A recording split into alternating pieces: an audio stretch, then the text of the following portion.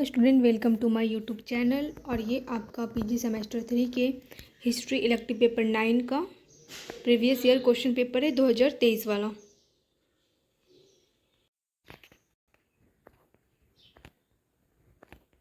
तो इनमें है कि नहीं 7 प्रश्नों के उत्तर दें और ये सारे प्रश्न आपके 2 मार्क्स के हैं।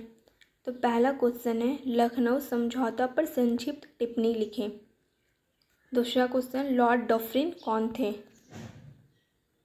Third question give a brief introduction of Bal Gangadhar तिलक। बाल गंगाधर तिलक का संक्षिप्त परिचय दें। भगत सिंह को किस इल्जाम के आधार पर फांसी दी गई थी और फांसी कब लगा था? 23 मार्च 1931 को। साइमन कमीशन के बारे में आप क्या जानते हैं? Write a short note of Hindu Mahasabha. Hindu Mahasabha पर संक्षिप्त टिप्पणी लिखें। भारतीय राष्ट्रीय कांग्रेस का सूरत अधिवेशन क्यों इम्पोर्टेंट है? What do you mean by the term dominion state. Dominion state से आप क्या समझते हैं? लक्ष्मी सहगल का संक्षिप्त परिचय दें। कौन थी Lakshmi Sahgal? Write a short note of naval mutiny 1946। नाविक विद्रोह 1946 पर संक्षिप्त टिप्पणी लिखें। ये सेक्शन बी आपका long term question, long answer type question, जिसमें से 4 answer any 4 question of the following.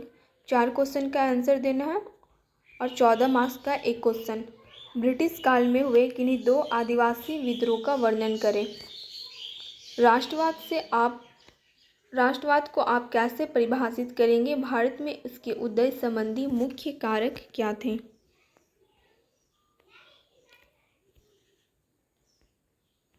Critically allude to the role of moderates in India's freedom struggle.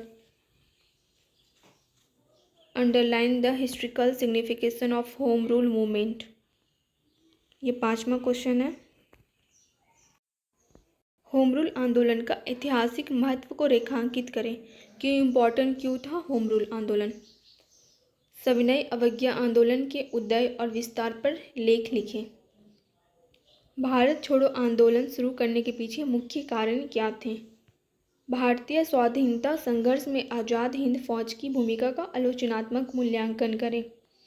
उन घटनाओं का वर्णन करें जिसने अंततः भारत का विभाजन किया।